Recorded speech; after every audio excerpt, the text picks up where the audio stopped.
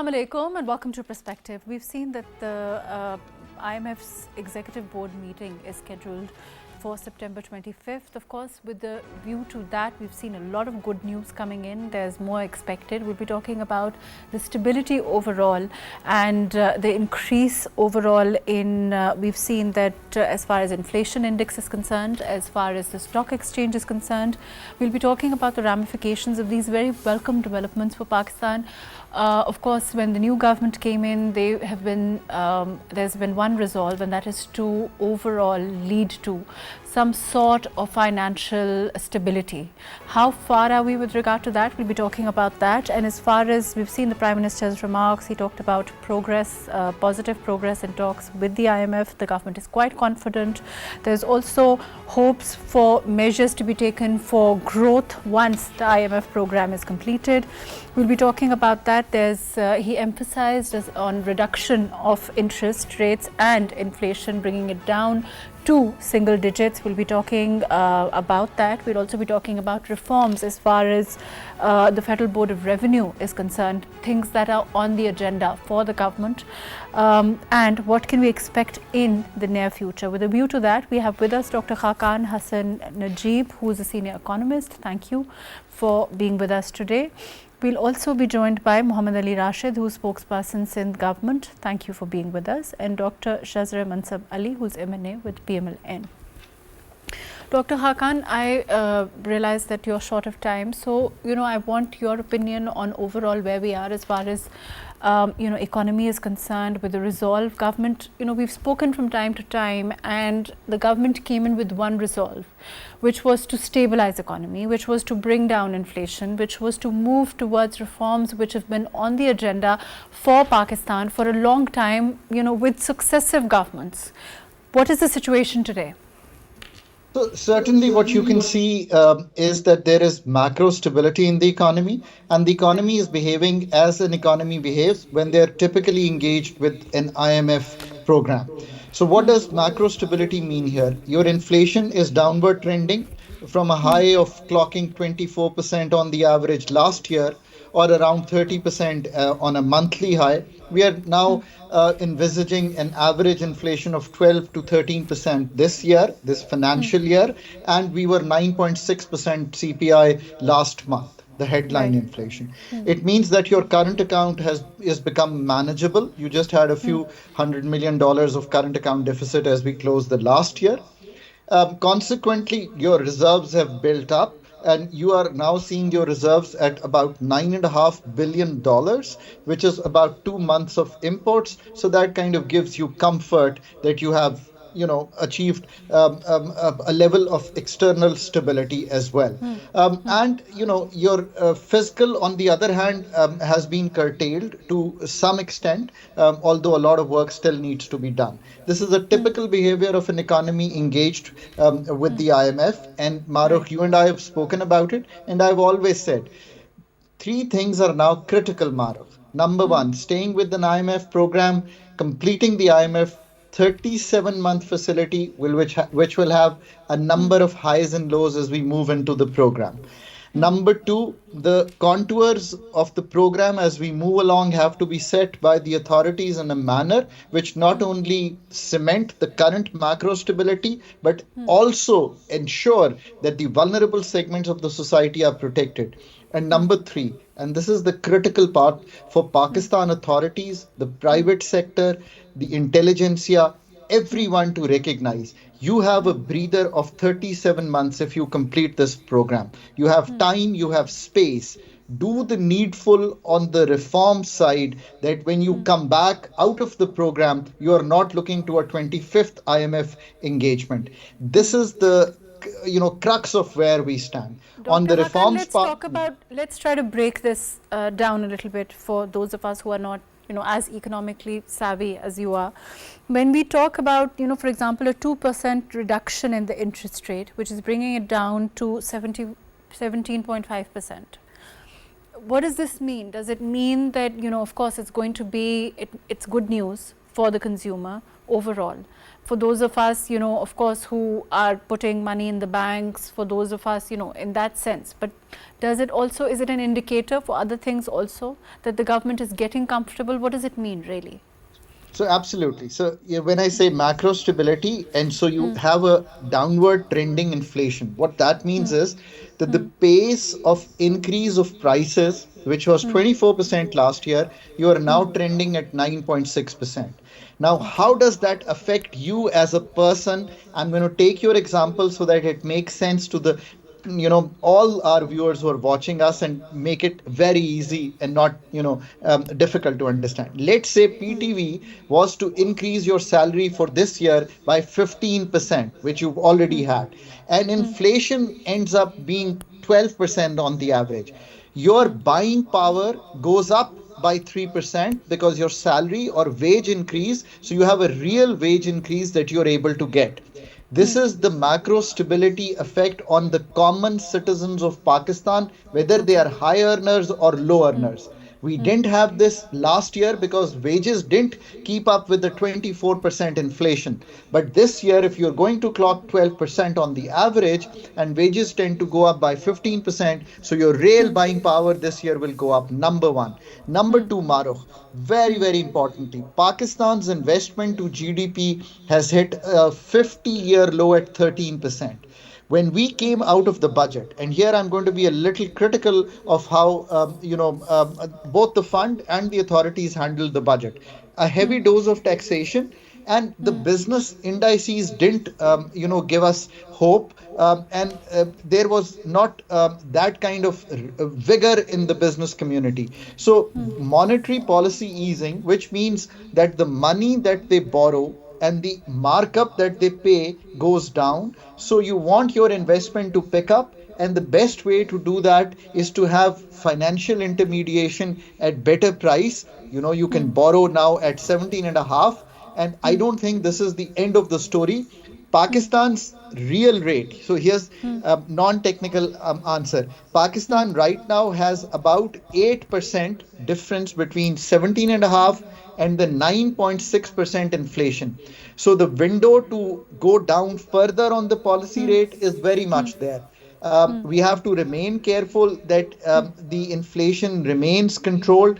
Demand is down in the country, so we have been able to handle that. The other thing that has happened is that after floods, the crops have been good. Rice has been good, wheat has been good, maize has been good, the rice export has been good. The prices have stabilized or have gone down in terms of the food inflation in the country. Now, that's a key impact on the people of Pakistan. So, that's the second good news for the people of Pakistan, that What food about inflation is down. Dr. Khaqan? We talk about, you mentioned also, earlier on that we need to stay on, those issues and those things that, of course, IMF prioritizes. But overall, is it credible? Is it foreseeable that this may be the last IMF deal if we follow through and if we stick to what the IMF is saying, if the government does exactly what the fund warrants, that we should do? So here's the thing, right? What is the fund going to do? So the fund program is in three compartments for Pakistan. Normally, there are only two compartments. Pakistan is a special case. Number one is the fiscal consolidation, which means bringing down the difference between what we earn and what we spend. So one, we are going to do the tax effort this year, which is a humongous tax effort, a 39% growth from last year. So we are going to do that. So that's one thing. But there's the other side which is left to us. That's the expenditure side. And the government has showed its resolve that they want to make the government leaner. They want to cut the size of the departments. They want to send to the provinces. And here the provinces have to take full responsibility. After the NFC, 17 divisions have to go down: poverty, zakat, ushar, climate, agriculture. All these are provincial subjects, so they have to go down.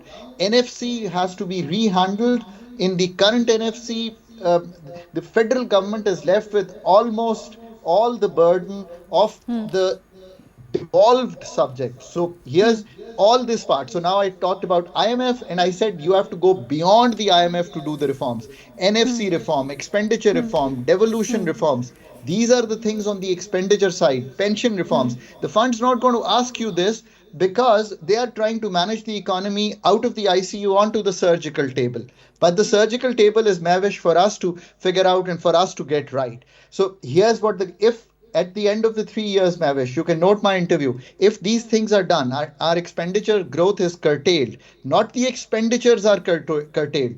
The growth in expenditures are curtailed. And you see a broadening of the tax on the retail side, on the income tax, on agriculture, again a provincial subject, and on the real estate. Today, the real estate friends pay a 14% capital gains.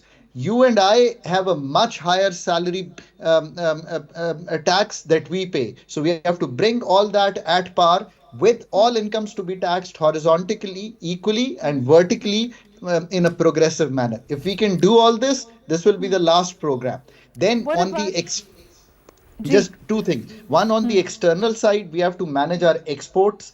Its imports are not the issue in this country. They are 20-25% of our GDP, maybe a little higher. It's the 9% export to GDP which is the issue. And that's for the private sector to manage. You can't put everything on the government. Lots of efficiencies can come. And thirdly, managing the energy sector of Pakistan. We talk about the energy sector, and there's been a lot of criticism from time to time on that also. At the moment, what the government is doing is the maximum that can be done. Isn't that true? I mean, as an economist, we've seen, So, the burden that they can put and where they can put it. Those are the questions, right? So you're right. I mean, deferring the price hike for 2 months, I can understand any government which has come into power and has seen the people, reeling under inflation, wants to give certain benefits to them. I can understand. Talk to the fund. Don't leave the fund. I don't think we discussed with the fund so openly when we did the subsidy. We thought Punjab could do it on their own, but engage with the fund in a manner openly, tell them what you want to do and find a way. That's one advice. On the energy sector, nothing is enough, really. Deferral, Tharcoal, tariff revamp, going to the IPPs, privatization, doing away with the circular debt burden. There is just so much to do. No policy response can be enough in 3 years. Here's the trick. Find a suitable team in the energy sector, find a suitable team in the privatization sector, and get rid of these assets as quickly as you can by improving them, getting the right value, find the right regulatory structures. So energy sector as a whole has just so much to do besides price hike. And here's the thing, and Mahrukh, and I say this with humility, the fund does not have expertise in the energy sector at all. That's why they keep telling you to do cost of recovery. But our problem is not cost of recovery. Our problem is the bleeding discourse. Our problem is generation, which is much more expensive than we should be doing. Our problem is that the tariff structure has to be set right. The tariff subsidies have to be set right. There are so many issues, that debt reprofiling of the IPPs. This is a humongous agenda. And I fully sympathize with anyone at power trying to do this. The power sector, the sui gas, the gas sector, the water sector, the solar, wind, everything has to be managed like an energy bit. We have to enhance our energy sales, especially on the power sector, so that the tariff comes down. There are many, many things. So the policy response on the energy, as much as you give in the 3 years, will never be enough. But if the policy response is even... I understand, what you mean as far as the power sector is concerned. I think you elucidated considerably the challenges and how difficult it is. Another thing you mentioned was, all the provinces working with the federation. Realistically speaking, how do you see that manifesting itself? Because we've seen, of course, Punjab's response, CM Mariam Nawaz saying that, she's exhorting and talked about the Prime Minister's sincere efforts. She talked about the IMF's upcoming meeting and the positive role that she's seen, Shehbaz Sharif Saab's government play overall. But what about the other provinces? So, Pakistan has five governments. We always remember that. And you can add Gilgit Baltistan, AJK as well. So, all these governments are there. Many of the subjects, for example, that I mentioned, poverty, zakat, usher, climate, agriculture, food, security, all these are actually are devolved subjects. So, NFC gives a 60% share to the provinces. A lot of money has gone down. So these are aspects, so we need a lot of commitment and a lot of improvement. On the tax side, agriculture income tax with the provinces, GST services with the provinces, uh, just motor vehicle taxation with the provinces, property taxation with the provinces. They must start, really gearing up their taxation and spending on the people, because the federal government keeps giving them a very big chunk. I think the appetite to tax is not as high as it should be. So they are all important partners in this. And the difference this time also is the following, that the IMF is not looking at the federal budget only. When I ran Pakistan's 13-16 program, we kind of guarded the provinces and dealt only at the federal level with the fund. And wherever there was a need, we would, I remember the Sindh finance secretary, we had to invite him in one of the meetings, but we kept it at the periphery so that we didn't involve those budgets also. But that situation, as we've moved on to giving subsidies, as we've moved on to domains which are overlapping, and as we've moved on to ourselves saying that we are now going to do a fiscal pact. The MEFP document, the memorandum, when you see that, you will see a paragraph which says that the provinces will do a fiscal pact with the federal government. So that's something, kind of coming around the NFC. So the provinces are fully involved in all this. So provinces would have to be taken on board. Their actions should be synchronized with the federal government as we move along. That's why this program is not going to be that simple. I have to now say two things are important. We have to do a lot to make sure that this program is the last one, but at the same time, to finish the 37-month facility is going to be challenging. And the provincial role is going to be very, very important and critical in all this. And again, I keep saying this and I'm going to repeat this. Pakistan is entering the 24th engagement with the IMF. Pakistan has never completed any extended fund or a longer term facility besides the 13-16 one. That kind of shows how difficult it is to run an IMF program. I have run that program for Pakistan and I know that I had to bring a number of professionals. Why?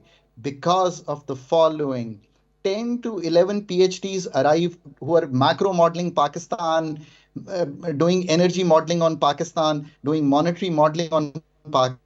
Pakistan needs to build that capacity so that the contours of the program remain within the framework that the authorities want to take forward. I think that's the way to go forward for Pakistan. Right. Thank you so much, Dr. Khaqan. Thank you for your very valuable time. Thank you for joining us today.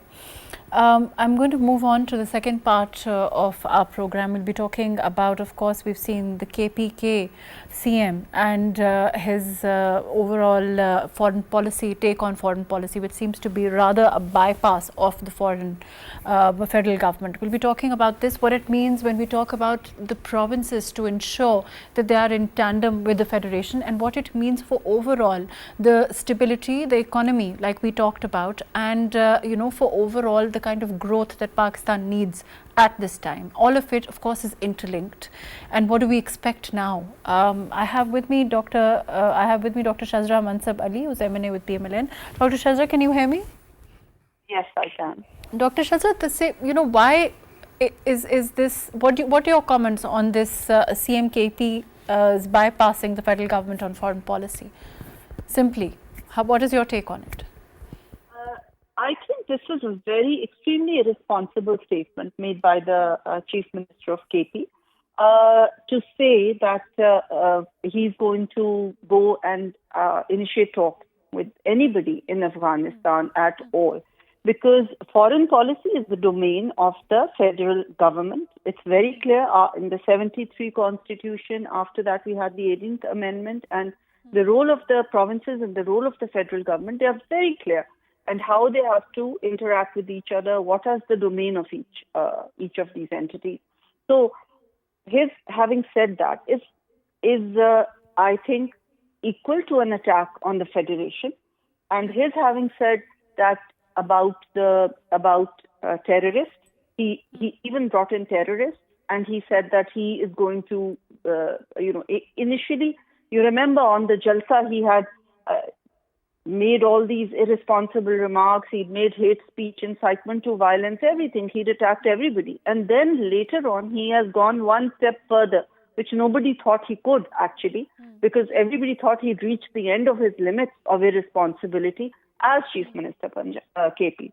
Even if anybody, any worker, any ordinary worker of any party says anything like that, that can be brushed off as maybe, irresponsible statement. But when the Chief Minister of an important province makes a statement of this kind, it cannot be brushed off.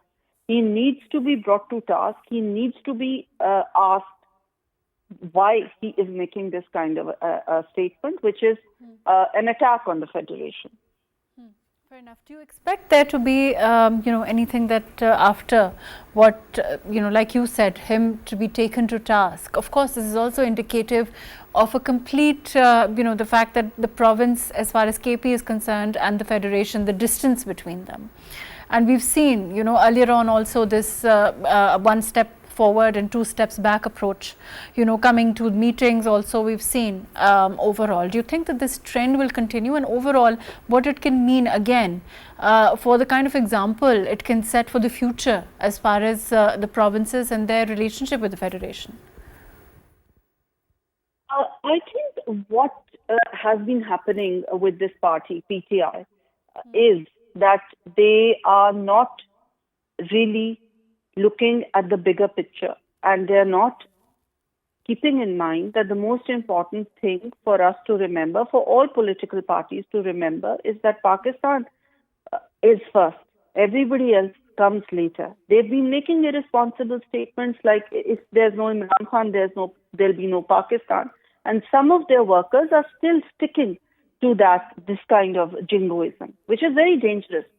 And recently in the National Assembly, when production orders of the people who had been arrested were produced, they've come to the National Assembly. They've made good speeches. They've said that there has to be something. All parties must get together for the Parliament and for the stability of the Parliament, for the stability of the country. And the Speaker, National Assembly constituted a 16-member committee to talk about these things and to see how we can strengthen the Parliament according to the Constitution. So, but then at the same time, the CM-KP is making these very dangerous and strange statements. Stay with us. So, I will come back to you. Let me go to Mohammed Ali Rashid. I will come back to you. Ali, can you hear me? Can you hear you? I don't know if you heard Dr. Shezra. She's been talking about the irresponsible remarks of CM KP. When we look at his remarks, when we talk to, for example, the PTI as a political party talk about the arrests that have happened, they say that, overall the treatment and, they a lot of the blame as far as, for their antagonistic behavior is attributed to that. How do you respond to that? Of course, you're very much part of this, you are in government, you are part of the government, also, of course, the Sindh province. How would you respond to that? Respond to what? Sorry, I didn't get that part. What's the question? How do I respond to the fact? As far as the PTI as a political party is concerned, when they are condemned for these statements, I'm not, their inflammatory statements, sometimes, offhand, irresponsible remarks. Of course, in no way the comments of the CM or remarks as far as foreign policy are concerned can be minimized or can be, of course, they're extremely important, and overall opinion, of course, is that he must explain himself. But their antagonistic behavior overall towards the federation, they say, is because of the way they are treated. Absolutely. I feel this is no excuse. How are they treated?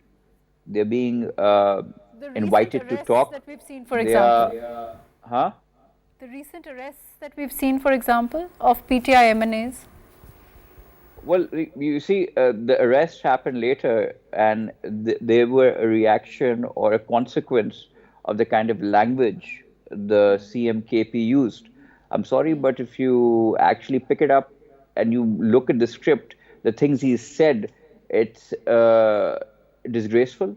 It's not just to the country, to the armed forces, to women, to media. He's not left anybody. I mean, the man has no respect. He does not know how to conduct himself.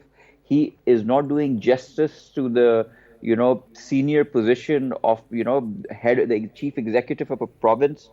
This is not how people talk. This is not, I mean, I think he's crossing all limits. And uh, sadly so, uh, I mean, there's no right or wrong. I mean, you can't even like. I think nobody's defending him.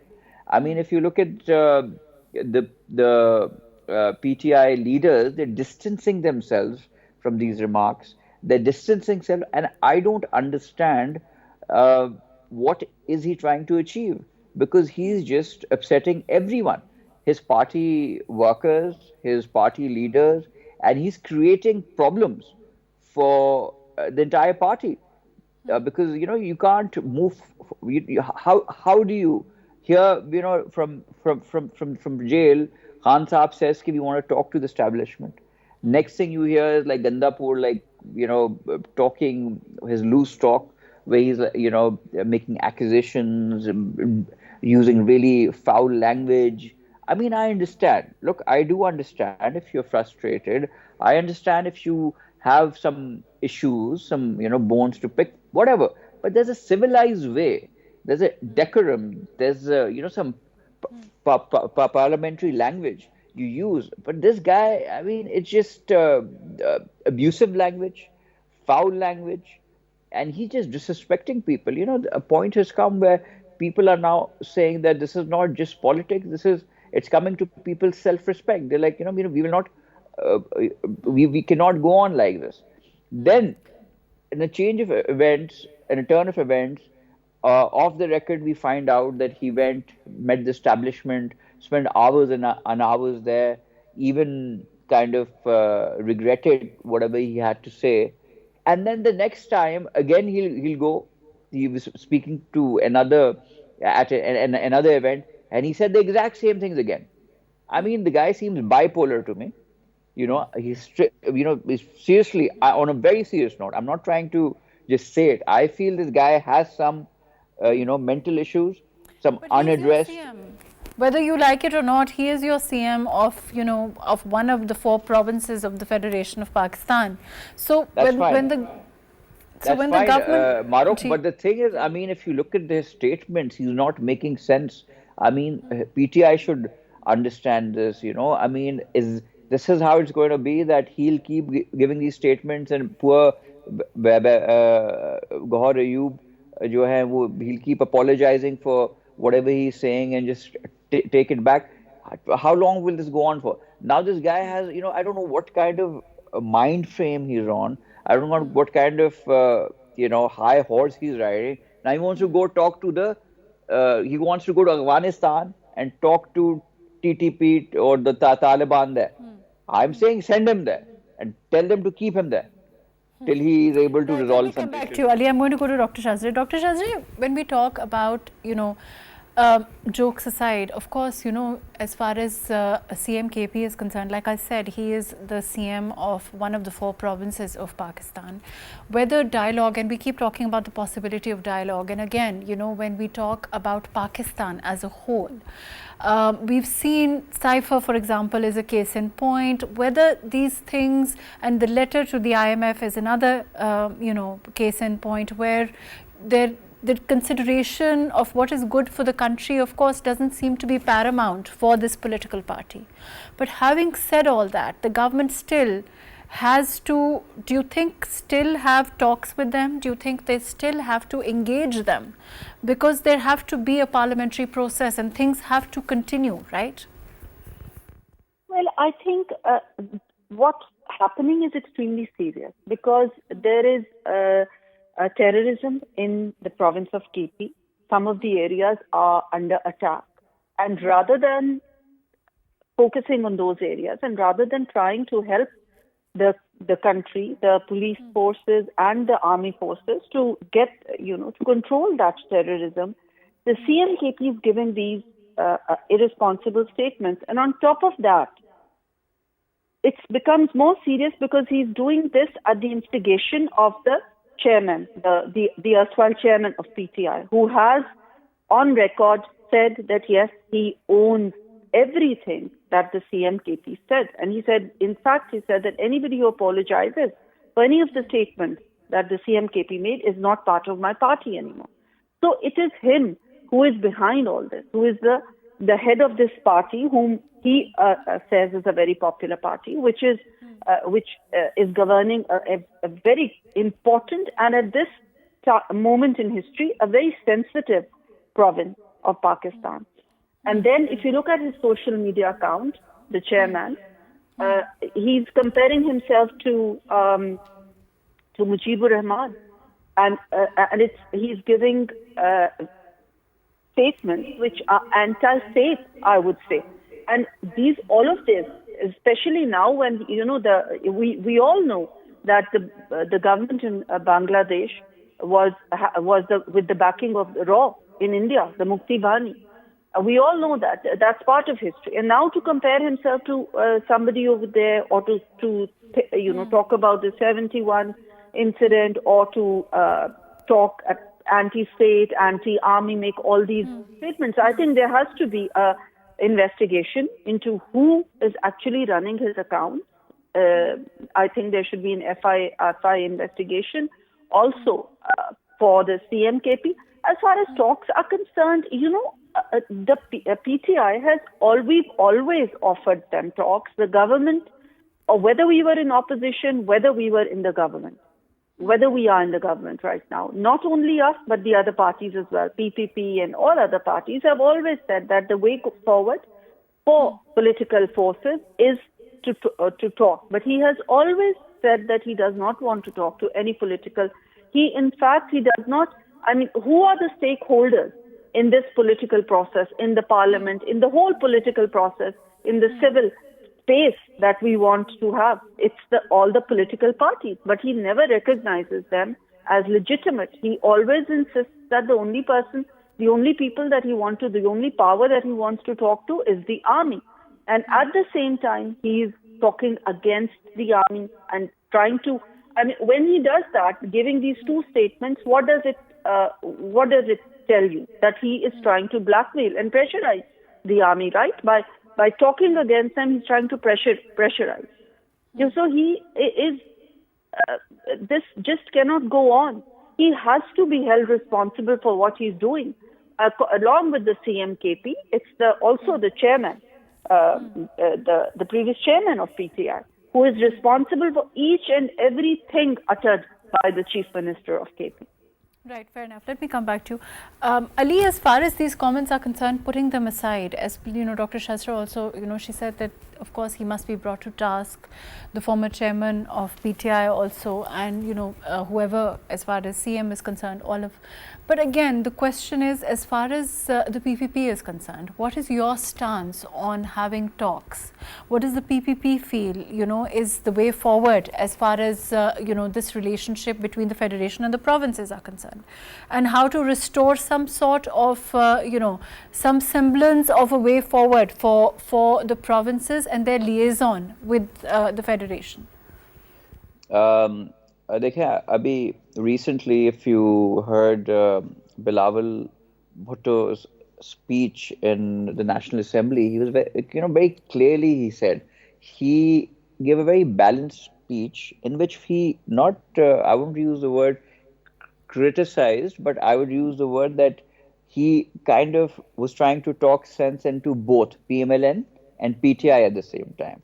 Okay. He told PMLN, look, seems like a government's job has become to arrest the opposition members, which is very, which is a very fair thing coming from a leader from a party who is in coalition with them. So, this goes to show that Bilawal is very, very honest with his assessment and his opinions and what he voices because he believes in being fair.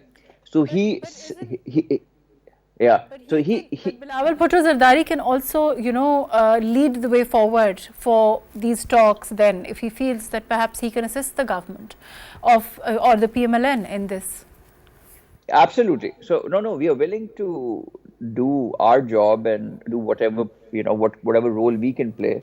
We are absolutely ready, and we have said that whenever the talks come to the table, and I think Bilawal Bhutto Zardari Sahab was the one, when he pointed it out in this committee which has been made to investigate that how these MNAs were arrested, how these unknown men with, I don't know, with masks or whatever were able to enter the National Assembly, etc., etc. So I think he was in the forefront because of his efforts and because of his reservations. This committee was made, and on the other side, he also criticized PTI. Okay, look, you should act like a mature party, and you have so many seats in Parliament. Please come and sit, and we'll all sort it out. So I do agree with you. I think People's Party needs to do their bit, and it's because it's the only sane voice in Parliament right now. It's the only sane voice in politics right now, because here you have two ends of the extreme. Like you have PTI, which is like bashing the establishment, which is bashing, Mujibur Rahman, bringing up Mujibur Rahman, fall of Dhaka, going nuts, like going to one extreme end. Then you have PMLN, which is not willing to talk. They're arresting these guys. To be fair, I think Dr. Shezra is the right person to ask. Dr. Shezra, if you heard what Ali is saying, do you think that it's fair criticism of the PMLN, the remarks that have come from Bilawal Bhutto Zardari, and like Ali here is saying, the engagement, as he terms it, the failure to engage the PTI? Well, you see, the Prime Minister on the floor of the House said and invited the PTI that we were ready for talks. At any juncture, every time, the PMLN has never backed off from talks. I think that if the People's Party plays a role, they're most welcome. The President, Zardari Saab, I think, can play a very positive role in this. He's the President of the country. Chairman Bilawal Bhutto also can play a very positive role, and we welcome that because they are part of a coalition. But nowhere ever has PMLN said that they are not ready to talk. In fact, it's quite the opposite. PMLN has always been ready to, and even now when this committee was made, PMLN said, yes, we're ready to talk. It's always only the PTI who keeps saying that they don't want to talk. And please also remember that we took up this government when the country's economic position was extremely weak. And now we have worked, our focus is to try and stabilize the economy of the country. And you can see that we're getting positive results of that. Fitch and Moody have given us positive credit rating. The IMF deal is going through. The inflation rate has come down. The petrol prices are decreasing. So, our focus is, frankly, to try to stabilize the economy of the country. At the same time, we have never refused talks. It's always PTI which keeps refusing. So if anybody can come and ask the PTI failure to recognize PTI chief, of course, his and the party overall also fails to recognize political parties as stakeholders, quite frankly.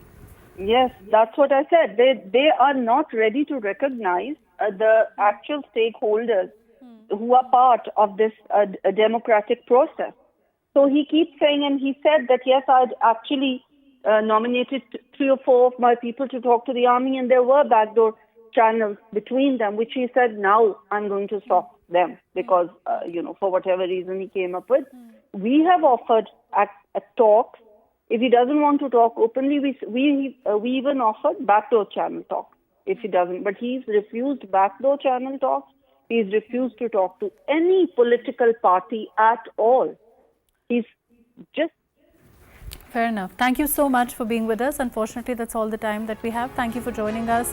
Dr. Khaqan, Hassan, Najeeb, thank you for talking to us on economy. Muhammad Ali Rashid, thank you for being with us. Dr. Shezra Mansab Ali, thank you for joining us today. Of course, we've seen, as far as the new indicators and overall, more good news is expected from a country very fragile as far as economy is concerned to an overall changing situation, perhaps moving towards a more stable Pakistan.